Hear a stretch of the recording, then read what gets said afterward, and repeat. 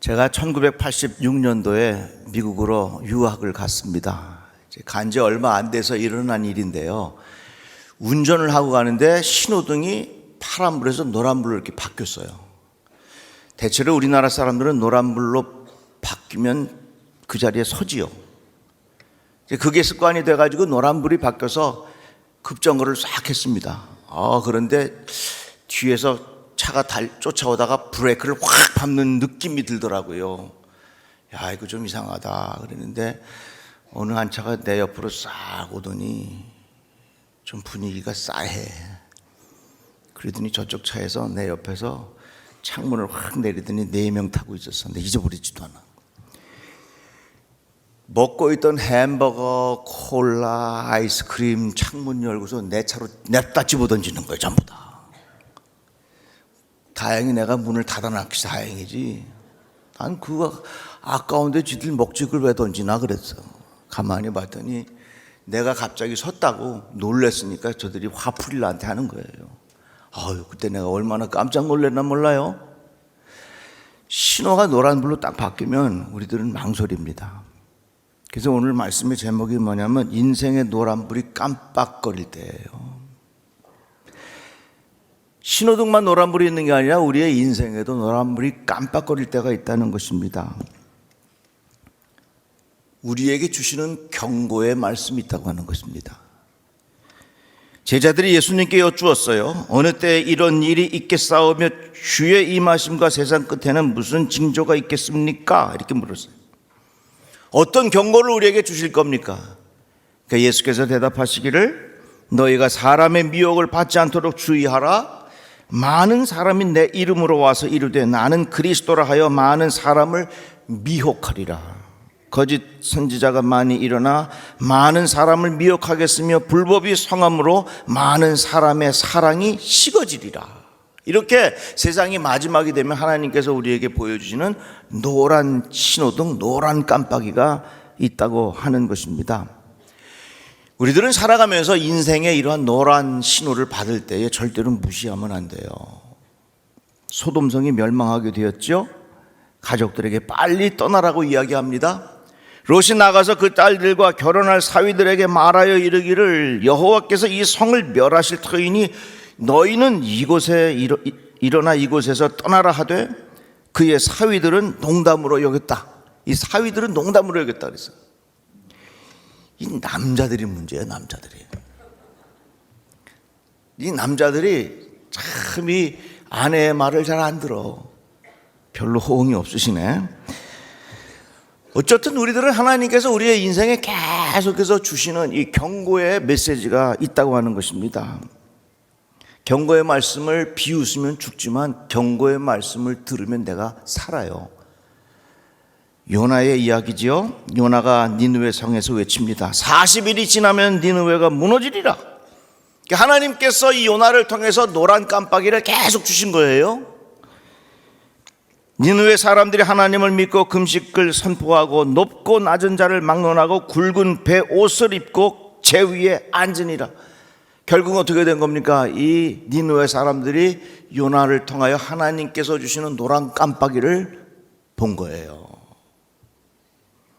하나님이 뜻을 돌이키시고 그 진노를 그치사 우리가 멸망하지 않게 하시리라. 하나님이 그들이 행한 것 곧 그 악한 길에서 돌이켜 떠난 것을 보시고 하나님이 뜻을 돌이키사 그들에게 내리리라고 말씀하신 재앙을 내리지 아니하시리라. 이 말씀 뭡니까? 하나님께서 요나를 통해서 주신 말씀, 그들에게 주신 경고의 말씀, 그들에게 주신 그 노란 깜빡이를 그들은 의식하고 돌아섰습니다. 그래서 어떻게 됐어요? 살았어요. 이같이 신호등만 있는 게 아니라 우리 인생에도 이 모양 저 모양으로 노란 깜빡일 때가 많이 있다는 것이에요. 과거 문명이 발달하지 못했을 때는 큰 배가 석탄을 떼서 운행하였습니다. 그 기계실이 저 배 밑창에 있는데 그 기계실에서 환기가 잘 안 되고 하니까 가스가 차면 사람이 모르는 사이에 실신할 수 있어요. 그래서 거기다가 뭘 같이 집어넣냐면 토끼하고 같이 그 기계실에서 배를 움직이는 겁니다. 그런데 토끼가 잘 놀다가 비실비실하고 졸고 실신하고 그러면 얼른 그 토끼를 데리고 나와야 살아. 토끼가 실실했는데도 그냥 가만히 있으면 다 죽는 거예요. 그 당시에 뭡니까? 이 토끼는 배 운행하는데 노란 신호등과 같단 말이에요. 노란 등이었다 그 말이에요. 자, 오늘 본문 말씀 이런 내용입니다. 하나님은 곤고한 자를 그 곤고에서 구원하시며 학대 당할 즈음에 그의 귀를 여신다. 이 말씀을 새 번역은 이렇게 번역했어요. 그러나 사람이 받는 고통은 하나님이 사람을 가르치시는 기회이기도 합니다. 사람이 고통을 받을 때에 하나님은 그 사람의 귀를 열어서 경고를 듣게 하십니다. 이 말씀은 뭡니까? 때로는 우리가 고통을 통해서 하나님께서 노란 깜빡이를 우리에게 보여주신다는 것입니다. 그래서 이것을 얼른 알고 우리가 깨달아야 된다 하는 그런 말씀을 가르쳐 주시는 것이지요. 물론 내가 당하는 고통이 모두가 하나님께서 내게 주신 경고의 등이라 이렇게 다 일괄적으로 설명할 수는 없지만, 내가 적어도 개인적으로 고통을 당할 때 하나님께서 나에게 뭔가를 주시는 사인이 아닌가 그렇게 생각하면 영적으로 큰 깨달음을 갖게 되는 것입니다. 한센병이 왜 무섭냐면, 한센병에 걸리면 신경세포가 손상된답니다. 그래서 발에 못이 찔려도 아픈 줄 몰라. 피가 잘 줄줄 나오면서도 전혀 의식하지 못하고 지나니까 그게 더 큰 병을 불러일으키는 거예요. 뜨거운 것을 손에 대이면 뜨거 하고 얼른 놔야 되는데 신경세포가 마비되어 있으니까 그냥 뜨거운 걸 잡아도 뜨거운 줄 몰라. 그런데 건강한 사람은 뜨거운 걸 잡으면 뜨거 하면서 얼른 손을 뗍니다. 왜? 뜨거운 고통이 내게 주는 노란 신호이기 때문에 그래요. 우리는 이 고통이 때로는 나에게 주시는 하나님의 노란 신호다, 이런 것을 우리가 생각해 볼 수 있어요. 그렇다고 해서 우리가 주의할 점이 하나 있는데, 어느 집사님이 수술을 해서 이렇게 배를 열고 이렇게 수술하고 있는데 쫓아가 갖고, 담임 목사님이 배 연 거 노란 신호라 그랬어. 그러니까 잘 찾아보고 무슨 잘못한 거 있나 한번 잘 찾아보고 하나님 앞에 회개해. 절대로 그러지 마세요. 이미 고통을 받고 있는 사람은 하나님 앞에 내가 뭘 잘못해서 이렇게 아픔이 있는가 이런 걸 느끼고 있는데, 거기 가서 위로해주고 격려해주고 힘을 줘야지, 거기 가가지고서 당신의 배가 이렇게 아프고 고통을 당하는 거, 이거 하나님께서 주신 노란 신호니까 빨리 찾아야 돼, 그렇지 않으면 죽어, 그러면요 그 말에 얼마나 큰 상처를 받나 몰라요. 아파 죽겠는데 거기다가 고춧가루 뿌리는 거하고 똑같아. 제가 목회하면서 지금까지 그렇게 개인적으로 이야기해 본 적이 없어요. 이렇게 공개적으로 여러분들에게 이야기하지요.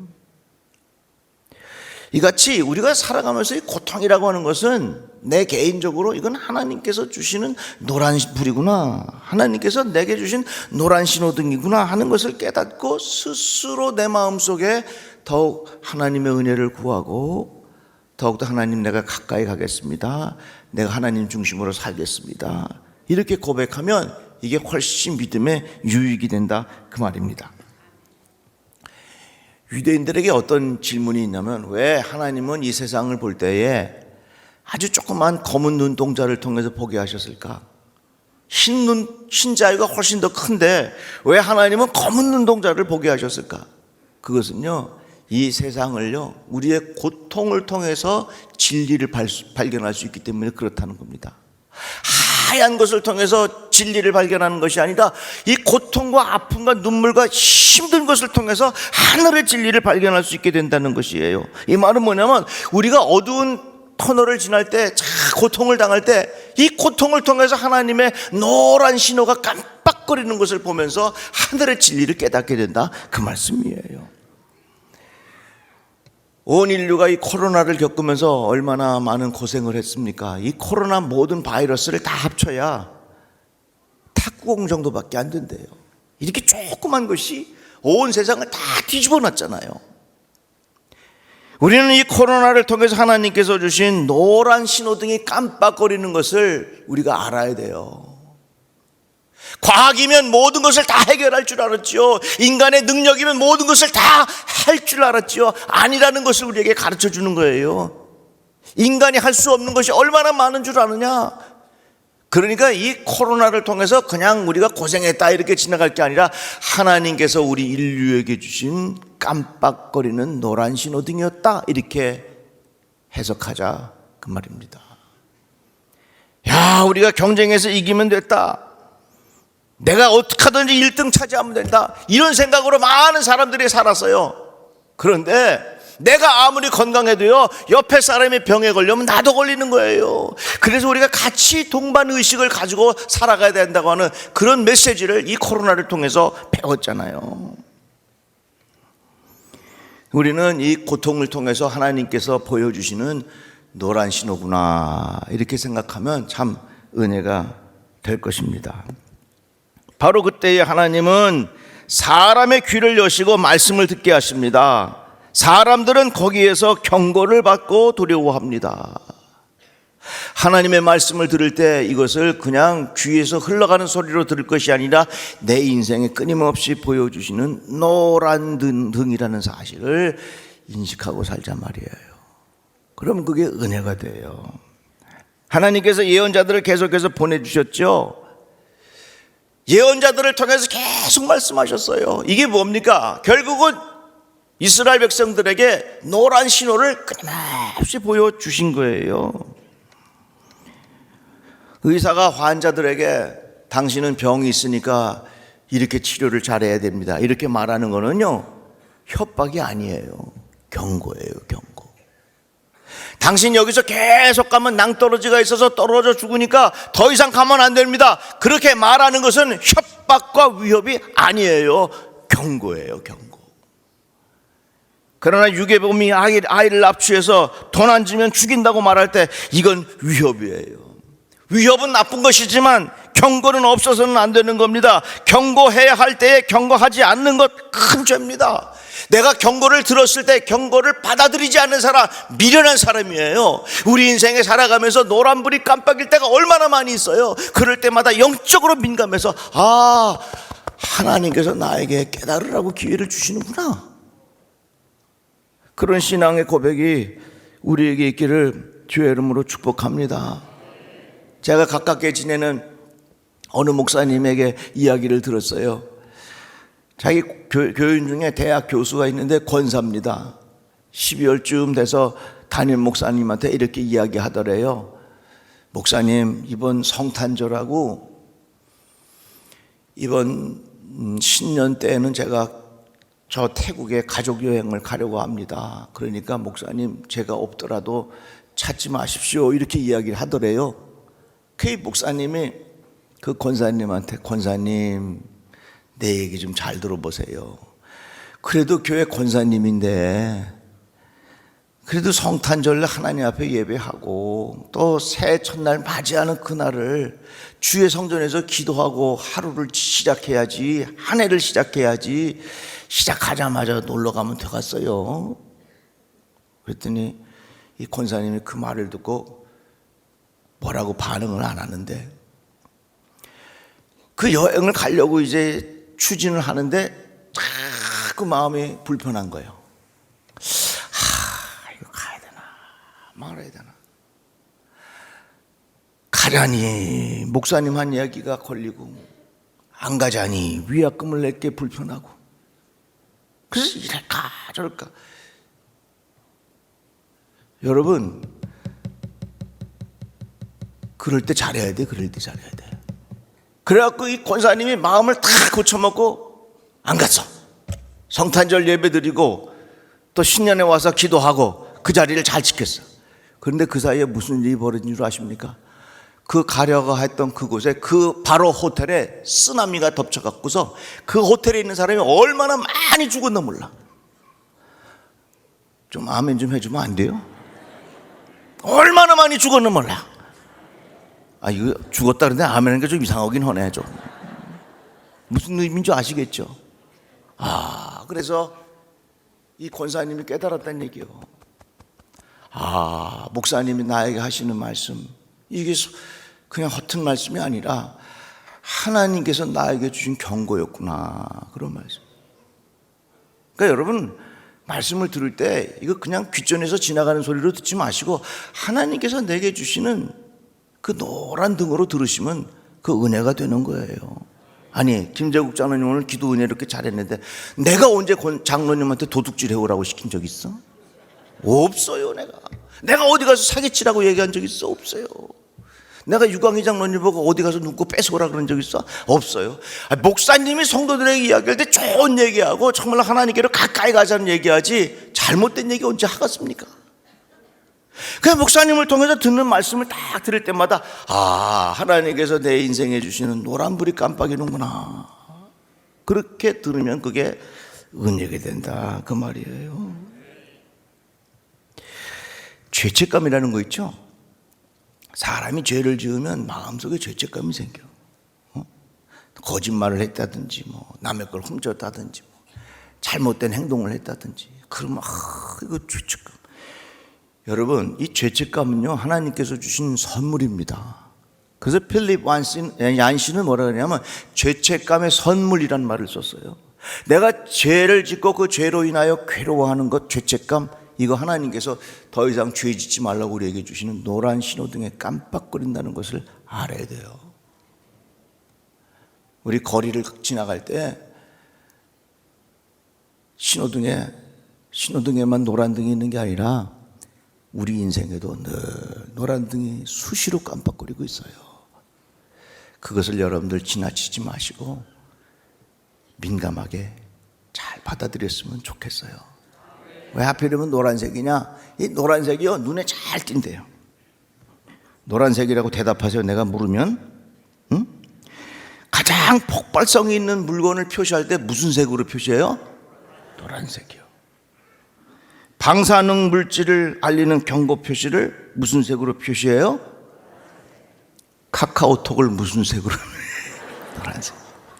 이건 뭐냐면 노란색이 그만큼 잘 띄어서 우리가 살아가는 동안에 인생에 노란 신호를 만날 때 무시하지 말고 하나님의 말씀을 내게 주시는 경고의 말씀으로 받아들이고 살아라 하는 하나님의 음성인 줄로 믿습니다. 기도해요. 하나님 감사합니다. 주의 말씀을 들었습니다. 하나님께서 늘 말씀하시고 깨닫게 하시는데 그것이 우리 인생에 노란불이 깜빡거리는 것임을 깨닫게 하여 주시고 더욱 민감하게 반응하며 살아가게 하여 주시옵소서. 예수님의 이름으로 기도드리옵나이다. 아멘.